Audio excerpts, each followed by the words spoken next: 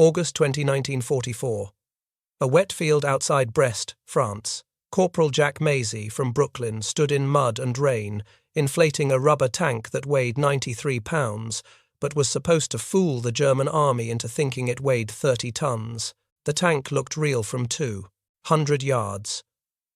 Up close, you could see the seams where the rubber panels were glued together. You could hear the faint hiss of air escaping through imperfect valves.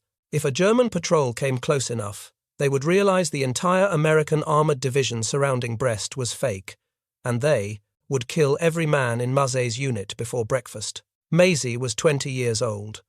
2 years earlier, he had been studying art at the High School for Music and Art in New York City. Now he was part of the 23rd Headquarters Special Troops, a unit the men called the Ghost Army, and his job was to impersonate 30,000 soldiers who weren't there.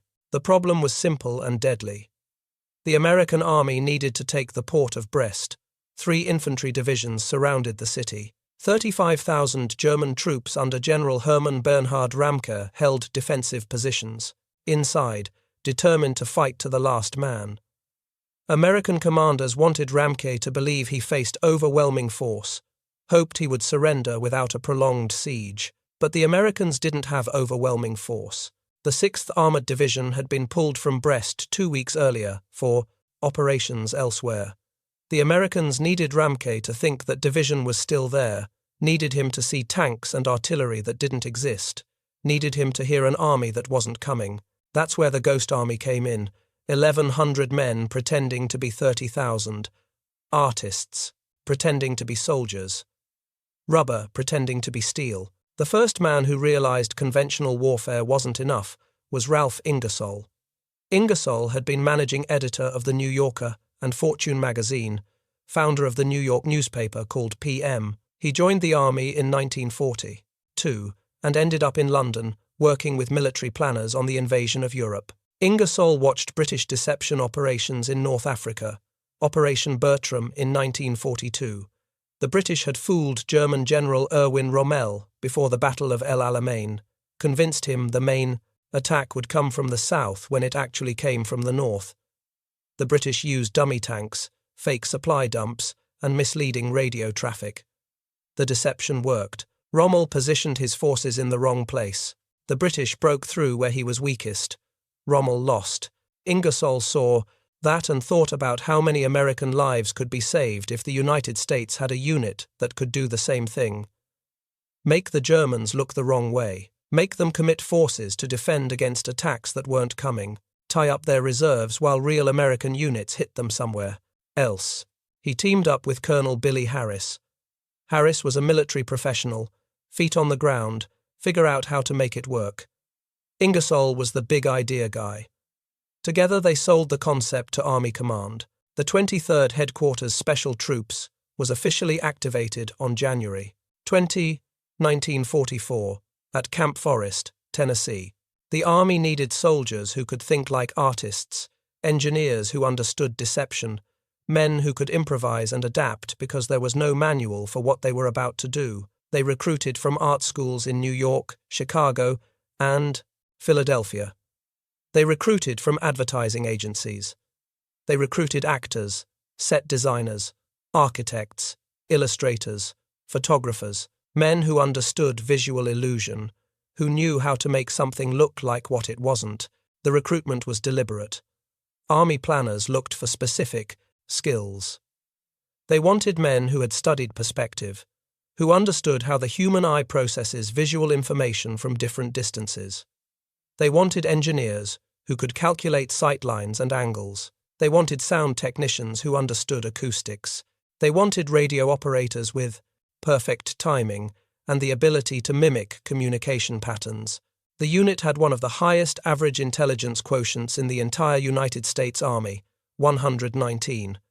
That wasn't by accident. These men had to think quickly, adapt to changing circumstances, create convincing illusions under pressure, often while German artillery was firing at them. One of those men was Ellsworth Kelly.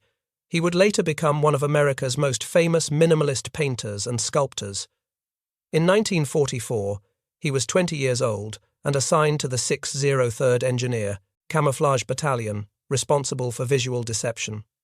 Kelly understood how shapes and colors interacted, how the eye could be fooled by careful arrangement of visual elements. That knowledge made him invaluable for creating fake tank positions that looked real from reconnaissance altitude. Another was Bill Blass, who would become a legendary fashion designer. In 1944, he was reading Vogue magazine in his foxhole and painting fake unit insignia on vehicles. Blass had an eye for detail, understood how fabric and design could transform appearance. The Ghost Army needed that skill. Every deception required perfect attention to visual details. A fake headquarters building had to look exactly like a real one. Unit patches had to match precisely. Even the way equipment was positioned had to look authentic. Jack Mazie was 20, 2 years out of art school when he was drafted. He had been accepted to the High School for Music and Art in New York, one of the most competitive art programs in the country. The Army saw his records, saw his artistic ability, assigned him to camouflage work. Mazie would later say he was in a group of nuts from the camouflage corps, but those nuts understood visual perception better than any combat officer. Arthur Singer would go on to be a wildlife painter, known for his ability to capture precise details of birds and animals. In 1944, that same attention to detail helped him create inflatable tanks that looked real enough to fool German reconnaissance. Italo Botti would create murals and stained glass in the Chicago area after the war. During the war, he painted fake unit markings and created visual elements for deception operations. Benno de Terre had fled Germany in 1926. He was born in Freiburg, though his family was Hungarian. His father was an art historian, director of the Budapest Museum of Fine Arts. Benno emigrated to the United States and worked as a window dresser in New York. Window dressing required understanding how people see displays from the street, how to create visual illusions that draw attention. The Ghost Army needed exactly that skill. Making fake military installations look real from a distance was conceptually similar to making a window display look appealing from the sidewalk. Both required understanding sight lines, lighting, and visual composition. The unit was divided into 4 components. The 603rd Engineer Camouflage Battalion, 379 men, handled visual deception, inflatable tanks, fake artillery, dummy aircraft, phony headquarters buildings. The Signal Company Special, 290. 6 men conducted radio deception. They impersonated real radio operators, mimicked their Morse code patterns so perfectly that German intelligence couldn't tell the difference. The 3132 Signal Service Company, 145 men, handled sonic deception. They had trucks with massive speakers that could broadcast recorded sounds of tank movements, construction equipment, artillery fire, voices shouting orders. The 406th Engineer Combat Company, 168 men under Captain George Reb, provided security for the others. They were trained as combat soldiers because someone had to protect the artists when they got too close to German lines. The unit arrived in England in May of 1944, just before D-Day. Some troops went to Normandy 2 weeks after the invasion. Their first mission was to simulate a mulberry harbour at night with lights, trying to draw German artillery fire away from the real harbours being constructed. It worked. German guns fired at the lights. The real harbours were built with less interference. But Operation Brest, in August 1944, was the first time the Ghost Army used all its deception methods together: visual, sonic, and radio, all at once. It was their baptism under fire, and it showed them just how dangerous their job really was. The mission was to make the Germans think the 6th Armoured Division was still at Brest when it had actually been withdrawn. 2 fake tank battalions, 3 fake artillery batteries. The Ghost Army would set up inflatable equipment, broadcast sounds of tanks moving at night, send fake radio traffic, and hope the Germans believed it. The morning of August 20, Macy and his crew inflated their first dummy tanks in combat. The M4 Sherman tank normally weighed 30 tons. The inflatable version weighed 93 pounds. It was made by Goodyear and other rubber companies. Could be inflated in 15 to 20 minutes if you had an air compressor. If you didn't have a compressor, you used bicycle pumps. If you didn't have bicycle pumps, you used your lungs. Macy and his team spent hours blowing into valves, getting lightheaded, their faces turning red from exertion. The tanks looked convincing from aerial reconnaissance distance. Up close, you could tell they were fake, so the Ghost Army soldiers made them look real in other ways. They scattered real artillery shells around the fake guns. They created natural debris, equipment boxes, tarps, oil stains. Captain Reb's 406th Engineers used bulldozers to carve fake tank tracks into the mud, making it look like armored vehicles had driven through. They dug artillery positions. They built fake ammunition dumps. At night, the Sonic trucks rolled up to within 500 yards of German lines, 5 half-tracks per fake tank battalion. They cranked up speakers and played recordings of tanks approaching, parking, engines idling, tracks clanking against metal, voices shouting commands. Friendly American troops a mile away heard the sounds and were convinced tanks were assembling. If American soldiers believed it, hopefully the Germans would too. The radio unit transmitted fake traffic, impersonating the 6th Armored Division's radio operators. They had studied the Morse code patterns of real operators, learned the unique rhythm each person used when tapping out messages. German intelligence monitored Allied radio traffic constantly. If they heard the 6th Armored's radio signature at Brest, they would assume the division was still there. The Ghost Army soldiers also sewed fake shoulder patches onto their uniforms. Every American division had a distinctive patch. The men of the 6th Armored wore a patch with a specific design. The Ghost Army had a factory section, a dozen men who cranked out counterfeit patches made from tent canvas. When the soldiers went into nearby towns, into cafes and bars, they wore these patches and told stories about the 6th Armored Division, knowing German spies might be listening. Corporal Jack Macy later said his shirts were wrecked because he sewed so many different patches onto them over the course of the war. Every operation meant impersonating a different unit, which meant different patches, different stories, different fake radio signatures. The Germans responded to the Brest deception with artillery fire. On August 23, 22 old Corporal John Jarvie from New Jersey was sitting in his jeep near the fake tank positions when he heard shells coming in. He tried to get out of the jeep. His gun belt caught on the steering wheel. He couldn't move. 2 shells slammed into the ground 50 to 60 feet in front of him. They hit hard, threw dirt into the air, but didn't explode. Duds. Jarvie said later it was one of his 9 lives. The German artillery fire proved the deception worked. The Germans believed the fake tanks were real. They were shooting at rubber. But that success had an unintended consequence that haunted the Ghost Army for the rest of the war. Through miscommunication or misunderstanding, Company D of the 709th Tank Battalion launched an attack from near where the Ghost Army had positioned its fake armoured force. The Germans had concentrated their artillery there. They were ready. 5 real American tanks were blown apart in minutes. The crews never reached the line of departure. Corporal Jarvie said they just got decimated. The incident weighed on Lieutenant Colonel Clifford Simonson, the 23rd's operations officer. In his analysis afterward, he wrote that those tanks should not have attacked in that place, or else the Ghost Army should have positioned its deception in another area. The lesson was clear. Coordination mattered. Communication mattered. Deception could save lives or cost them depending on how carefully it was planned. After Brest fell, on September 27, captured German officers told American interrogators they believed the 6th Armored Division had been there throughout the siege. The Ghost Army's inflatable tanks and Sonic trucks had convinced them. German General von Ramke said he had held out against 3 infantry divisions and 1 armoured division. The armoured division was fake, he never knew. Intelligence reports showed the Germans had shifted 20 to 50 artillery pieces to counter the fake armoured threat.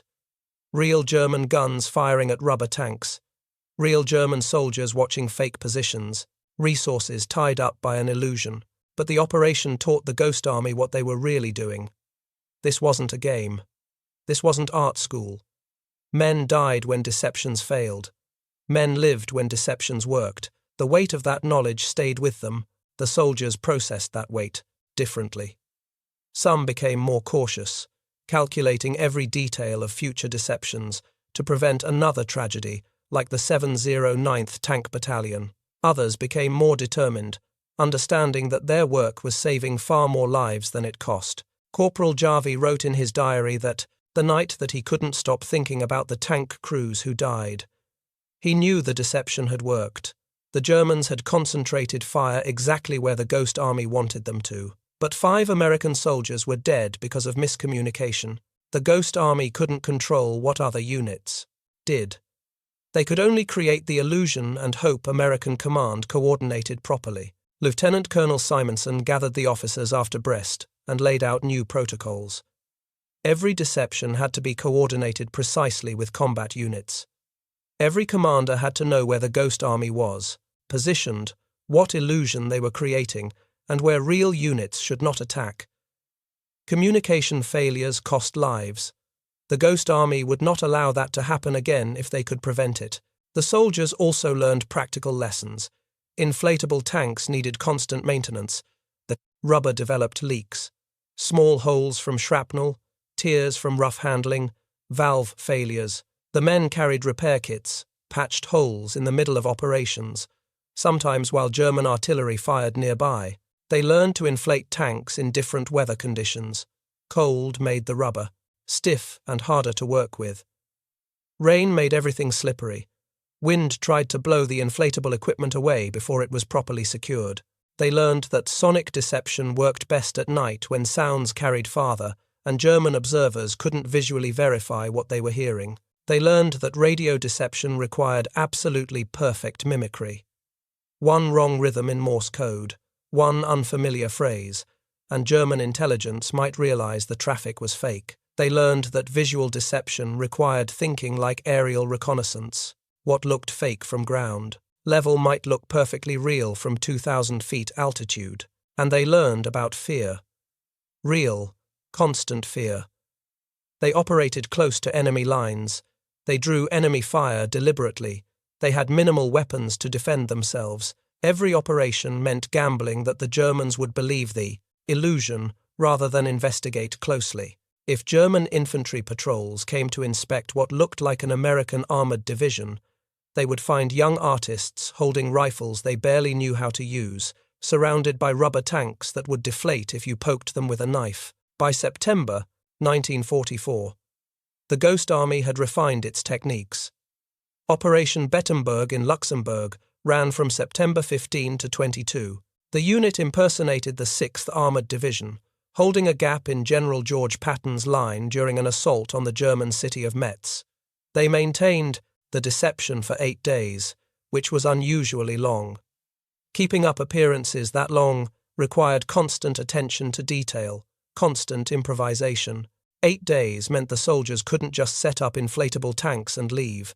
They had to make the fake division look active, operational, alive. They moved vehicles between positions to simulate normal military activity. They ran generators to create light patterns at night that matched real headquarters operations.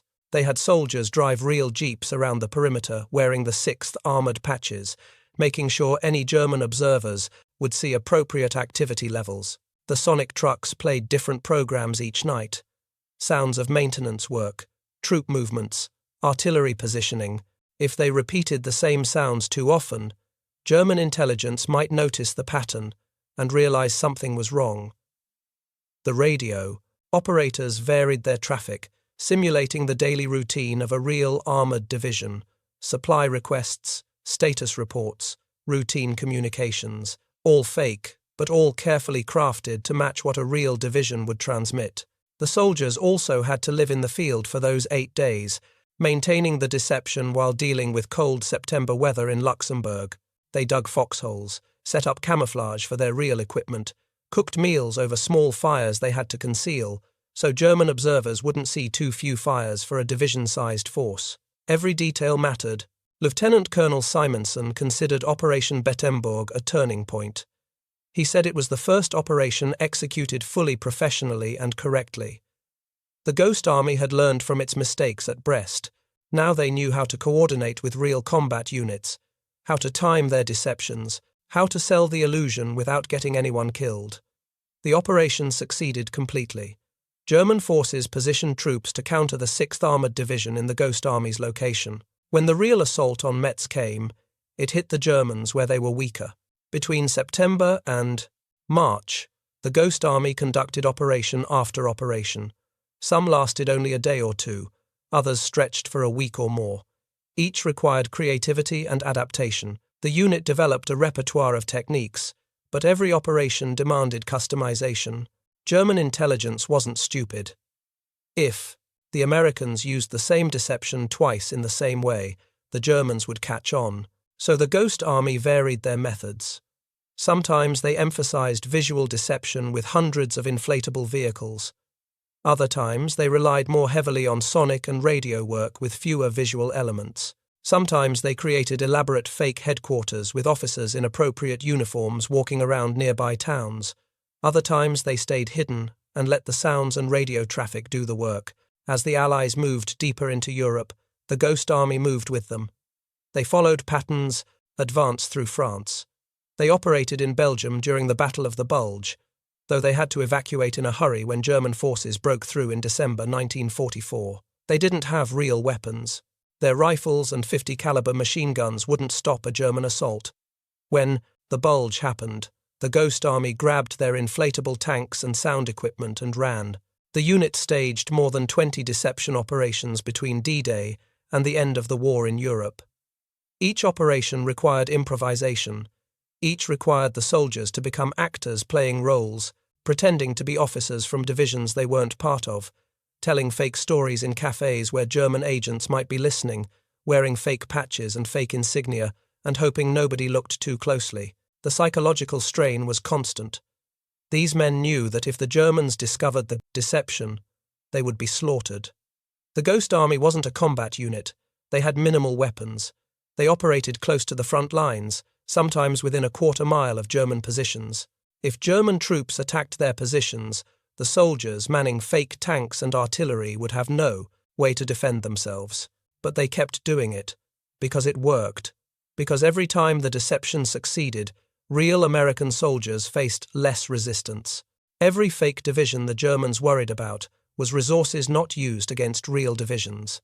Every artillery battery firing at rubber tanks was a battery not firing at real infantry. And then came March 1945, Operation Viersen, the Ghost Army's last deception and their most successful. The 9th Army was preparing to cross the Rhine River into Germany. The crossing would happen in the 16th Corps Zone. But the 9th Army didn't want the Germans to know where the crossing would be. They wanted the Germans looking somewhere else, looking 10 miles south, looking at a fake crossing that would never happen. The Ghost Army was tasked with simulating 2 entire infantry divisions, the 30th and 79th, 40,000 men, the largest deception they had ever attempted. Lieutenant Colonel Merrick truly planned and coordinated the operation from 9th Army headquarters.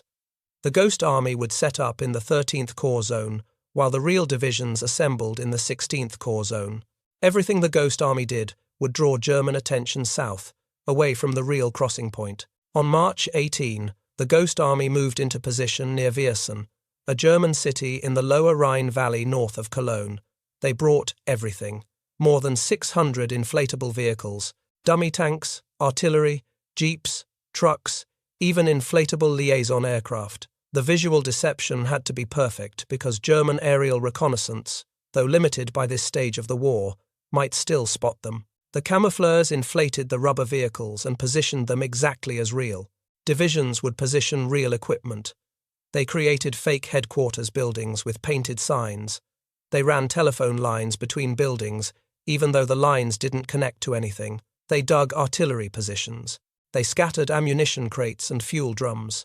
They made the installations look lived in, used, functional. Aerial photographs taken later showed remarkably authentic layouts.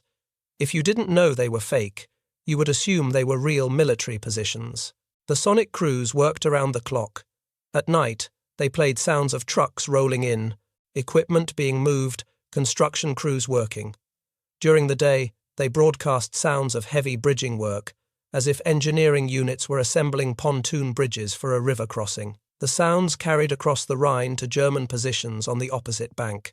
Real bridging units were attached to the 23rd to add credibility. They assembled some actual bridge sections near the fake crossing point. Not enough for a real crossing, but enough to look convincing from a distance.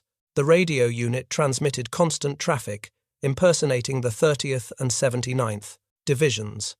Fake reports, fake supply requisitions, fake operational orders, all carefully crafted to make German intelligence believe those divisions were preparing for a major assault. Soldiers wearing the patches of the 30th and 79th walked through nearby towns. They set up fake command posts in buildings and staffed them with officers pretending to be colonels and generals. They talked loudly in cafes about the upcoming crossing, dropped hints about timing and objectives, all carefully scripted to be overheard by German spies and sympathizers. The Ghost Army even simulated artillery fire. They set off flash canisters to create the visual appearance of guns firing. The Germans responded with their own artillery, hitting the fake positions. Shells destroyed inflatable tanks. The soldiers ran out and patched them up, re-inflated them, kept the deception going. The operation ran from March 18 to March 24. 6 days of sustained deception. 6 days of 1,100 men pretending to be 40,000. 6 days of hoping the Germans believed what they were seeing and hearing. On March 23, the real crossing happened. The 9th Army's 16th Corps crossed the Rhine at Wessel, 10 miles north of where the Ghost Army had positioned its fake assault. The crossing met minimal resistance. German forces were concentrated to the south, watching the fake crossing, waiting for an attack that never came. Intelligence reports confirmed the success. The 30th Division's intelligence officer reported the United States attack came as a complete surprise to the enemy, with a consequent saving of American lives. The 79th Division captured a German map showing American positions before the attack. The map showed the 79th Division approximately where the Ghost Army had portrayed it. The map had lost the 30th Division altogether. 9th Army intelligence stated the Germans expected the main Allied effort to be made north of Wesel, with a minor crossing opposite Krefeld, exactly where the Ghost Army had set up its deception. The Germans had been completely fooled. Prisoners of war captured after the crossing confirmed it.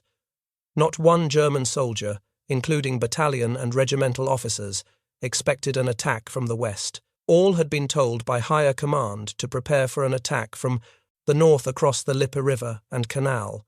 The Germans had positioned their troops based on what the Ghost Army made them see and hear. The initial crossing met astonishingly low resistance. Casualties were minimal compared to what would normally be expected in a major river crossing into enemy territory.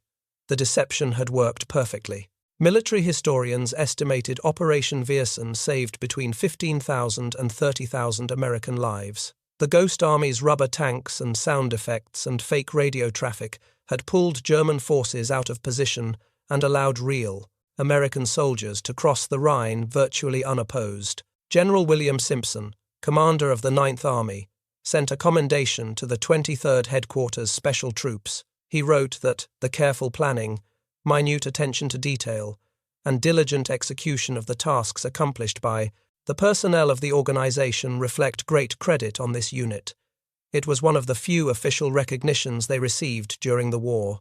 2 weeks later, the war in Europe ended. The Ghost Army's mission was complete. The question that haunted German commanders after the war was simple. How did they miss it? How did American forces keep appearing where German intelligence said they wouldn't be? How did American strength always seem larger than the Germans calculated? The answer was buried in details German intelligence officers never saw. The inflatable tanks hidden inside the canvas, covered trucks. The Morse code operators mimicking radio signatures so perfectly that German signals intelligence couldn't detect the deception. The sonic recordings played from speakers in the middle of the night. The patches sewn onto uniforms. The fake stories told in cafes. The rubber aircraft that looked real from reconnaissance altitude. German intelligence operated systematically. They monitored Allied radio traffic 24 hours a day, listening for patterns. They analyzed every transmission, catalogued every radio operator's unique Morse code style, tracked divisions by their communication signatures. When the Ghost Army's radio operators impersonated a division, German intelligence heard exactly what they expected to hear: the same rhythms, the same procedures, the same patterns they had documented for that unit. Nothing seemed wrong. German aerial reconnaissance, though increasingly limited as the Luftwaffe lost air superiority, photographed American positions whenever possible. The photographs showed tanks, artillery, supply dumps, headquarters buildings. The analysts counted vehicles, estimated force strength, reported concentrations. The inflatable equipment looked identical to real equipment from altitude. The positioning matched how American units actually deployed. The support infrastructure looked appropriate. Nothing raised suspicions. German spies and informants in occupied territories reported American soldiers wearing specific division patches, telling specific stories about upcoming operations. The information matched what radio intercepts suggested. When a spy reported seeing soldiers from the 30th Infantry Division in a town near Viersen, and German signals intelligence picked up radio traffic from the 30th Division in the same area, and aerial reconnaissance spotted what looked like divisional equipment there. German commanders had no reason to doubt the intelligence. 3 independent sources confirmed the same information. German General von Ramke at Brest thought he faced an armoured division. He never learned the tanks were inflatable. His intelligence officers reported tank movements at night based on sound. His artillery observers saw what looked like armour positions. His spies reported American soldiers talking about the 6th Armoured Division. All the evidence pointed to a real armoured presence. Ramke allocated his forces accordingly, positioning troops and guns to counter an armoured threat that didn't exist. German intelligence officers monitoring radio traffic thought they were listening to real divisions moving into position. They never realized the operators were actors, playing roles. The Ghost Army's radio unit had studied captured German signals, intelligence reports, learned what the Germans looked for, made sure their fake traffic matched German expectations perfectly. They didn't just send random messages. They created complete, believable communication, patterns that mimicked how American divisions actually operated. German artillery crews fired at what they thought were real tanks and real gun positions. They destroyed rubber and felt satisfied they had scored hits on enemy armor. After action, reports from German artillery units noted successful strikes against American armored positions. Those reports were filed, analyzed, used to evaluate German artillery effectiveness. Nobody realized they had been firing at toys. The fundamental problem for German intelligence was that the deception was multi-layered. The Ghost Army didn't just put up fake tanks and hope Germans would see them. They created complete illusions: visual plus sonic plus radio plus human intelligence. A tank wasn't convincing unless you also heard it moving at night. A division wasn't believable unless you picked up its radio traffic. A headquarters wasn't real unless you saw soldiers with the right patches telling the right stories in the right places. The Germans had developed countermeasures for individual deception techniques. They knew to be suspicious of isolated pieces of intelligence, but when visual observation matched what radio intercepts suggested, and both matched what human intelligence reported, and all of it made tactical sense given what German commanders knew about American operations, the deception became invisible. It looked like reality because it was presented as complete reality, not as isolated false signals. After the Rhine crossing, German after-action reports noted unusual American activity that didn't make tactical sense. Units that appeared in one location and then disappeared. Radio signatures that moved in ways that suggested impossible troop movements. Artillery positions that drew fire and then were never used. The reports noted these anomalies but couldn't explain them. It wasn't until after the war that German intelligence officers learned about the 23rd Headquarters Special Troops. When they did, they went back through their wartime intelligence reports and found evidence of the Ghost Army's operations everywhere. Fake radio traffic they had catalogued as real. Inflatable tanks their aerial reconnaissance had photographed and counted as legitimate armor. Fake headquarters their spies had reported seeing. The realization that they had been fooled repeatedly by 1,100 artists and engineers was devastating to German military pride. They had been beaten not just by American industrial capacity and superior numbers, but by creativity and deception. by men who understood how to manipulate perception, by soldiers who fought with imagination instead of bullets.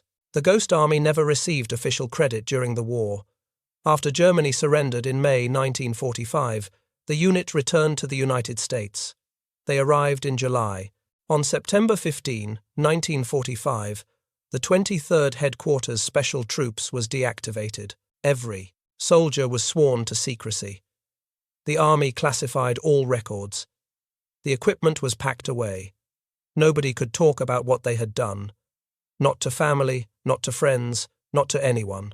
The fear was that the Soviet Union might become an adversary, and the United States might need similar deception, units in future conflicts.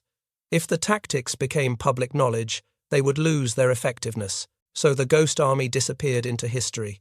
1,100 men who saved thousands of lives went back to civilian life and said nothing. Jack Mazey returned to New York and used the GI Bill to study design at Yale. He became an exhibition designer, worked for the United States Information Agency, creating displays at World's Fairs. He designed the Ellis Island Immigration Museum in New York, which won a Presidential Design Award. He designed exhibits for the National World War II Museum in New Orleans. He died in 2016, having built a distinguished career making things look real to convince audiences of ideas. Bill Blass became one of America's most famous fashion designers. The man who read Vogue in his foxhole and painted fake unit insignia on trucks used his eye for detail and understanding of visual illusion to create clothing that changed how people presented themselves. He never talked publicly about the Ghost Army until the story was declassified decades later. Ellsworth Kelly became one of the 20th century's most important minimalist painters, sculptors. His work focused on color, form, and the relationship between what people see and what is actually there. The artistic principles he learned making fake tanks for the Ghost Army influenced his understanding of visual perception.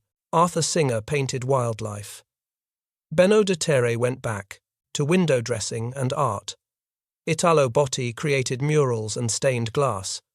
These men who had used art to deceive went back to using art to create beauty and meaning.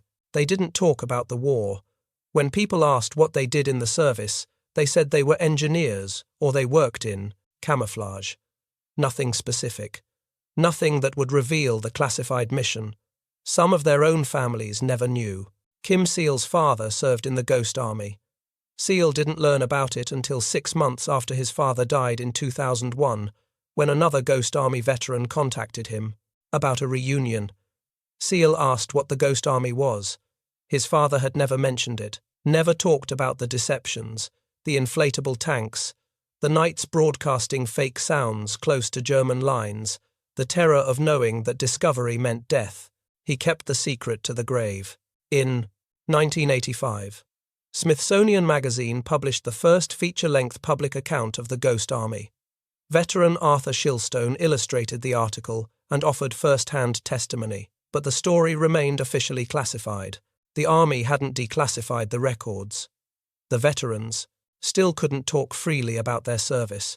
That changed in 1996. The Army declassified the 23rd Headquarters Special Troops records. After 51 years of secrecy, the story could finally be told. Rick Beyer, a filmmaker and author, discovered the story and became determined to share it. He created a documentary called The Ghost Army in 2013. He co-authored a book, The Ghost Army of World War II, in 2015. He founded the Ghost Army Legacy Project to preserve the unit's history and ensure the men received recognition. Beyer tracked down surviving veterans. He interviewed them, collected their stories, gathered photographs and documents from their personal archives. He discovered that many of the men had kept sketches and paintings they made during the war. These artists had documented their service not just in official reports, but in art. They drew portraits of each other, painted scenes of French and German towns, sketched the inflatable tanks they set up and the countryside where they operated. The art provided a window into what the war was like for them, not just the tactical details of deceptions, but the human experience, the fear, the boredom, the absurdity of inflating rubber tanks under German artillery fire.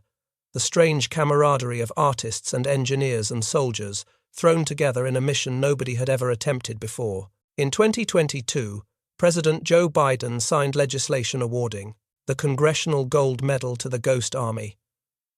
The Congressional Gold Medal is one of the highest civilian honors in the United States. It recognized that these 1,100 men had played a crucial role in Allied victory. In March 2024, 3 surviving Ghost Army veterans attended the ceremony at the United States Capitol. Seymour Nussenbaum, 100 years old, from Monroe Township, New Jersey. Bernard Bluestein, 100 years old, from Hoffman Estates, Illinois. John Christman, 99 years old, from Leesburg, New Jersey. 3 men out of 1,100. The last known survivors of a unit that had saved tens of thousands of lives. Nussenbaum told reporters it was like putting on a big production. He said they had people impersonating generals, putting on a general's uniform and walking around the streets. It was theatre. It was art. It was warfare conducted with creativity instead of firepower. 30 years after the war ended, when the story was still classified, a United States Army analyst studied the Ghost Army's missions. He came away deeply impressed. He wrote that rarely, if ever, has there been a group of such a few men, which had so great an influence on the outcome of a major military campaign. That assessment was accurate. The Ghost Army conducted more than 20 major deceptions across France, Luxembourg, Belgium, and Germany. They simulated the presence of 30,000 soldiers using 1,100.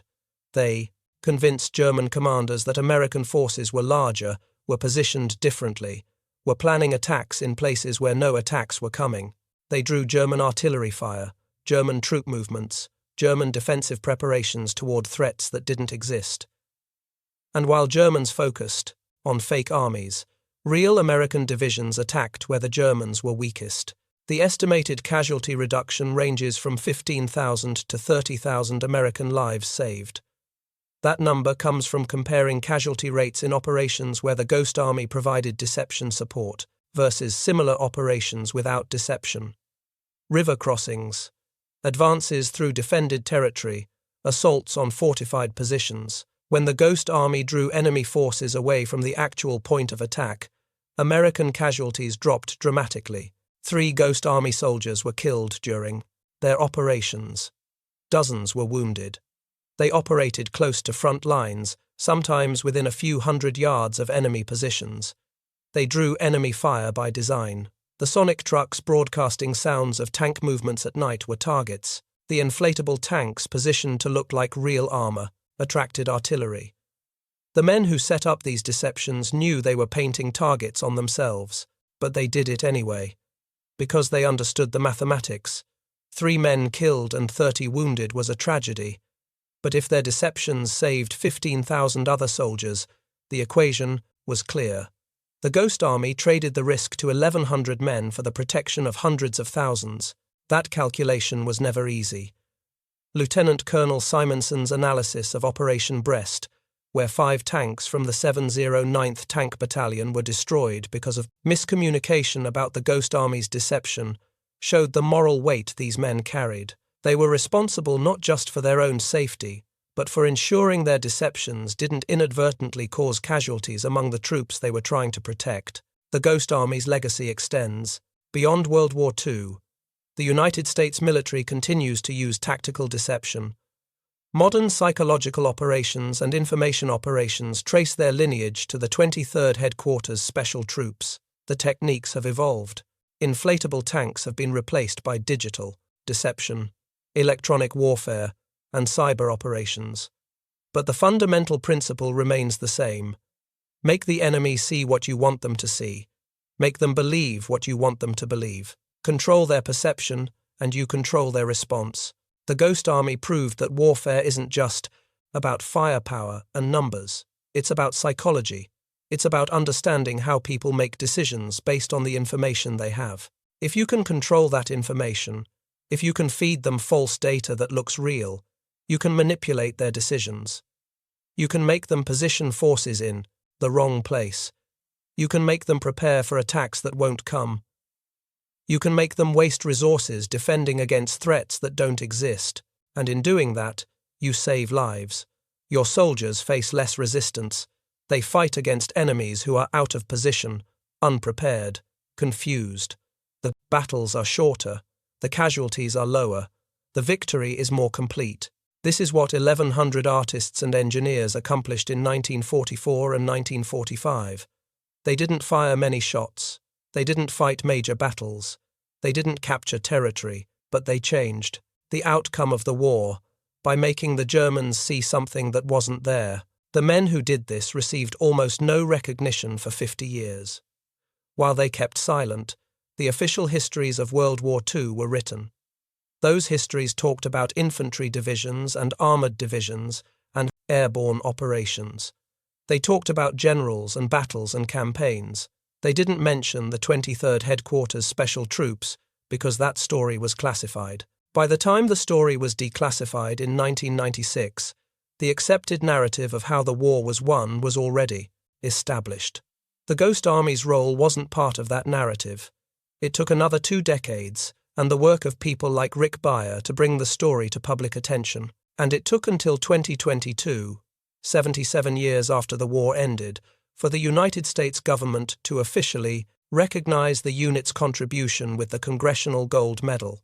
But the men themselves never seemed to need the recognition. When interviewed in later years, they talked about the experience with a kind of bemused wonder. They had been artists and students and window dressers. They got drafted, ended up in a unit doing something nobody had ever done before, improvised their way through it, and somehow it worked. They made the Germans believe in phantom armies. They saved thousands of lives. And then they went home and went back to being artists and designers and architects. Jack Maisie said the Ghost Army was a group of nuts from the Camouflage Corps, including Bill Blass, who read Vogue in his foxhole.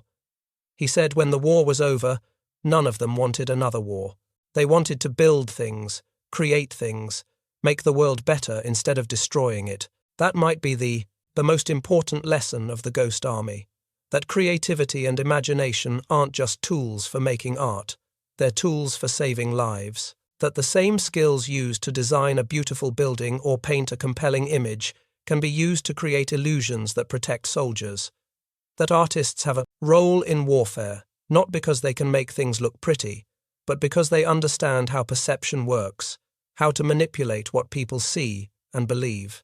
The Ghost Army used creativity as a weapon. They fought with imagination. They won battles with rubber and paint and sound recordings.